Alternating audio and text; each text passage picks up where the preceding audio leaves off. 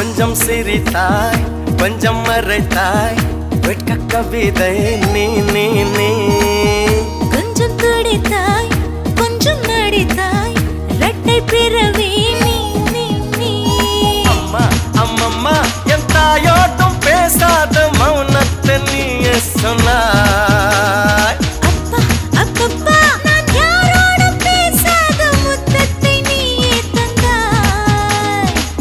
5 வயது பிள்ளை போலே அச்சச்சோ பிச்சத்தாலே கொஞ்சி கொஞ்சி என்னை கொண்டால் பருவாயில்லை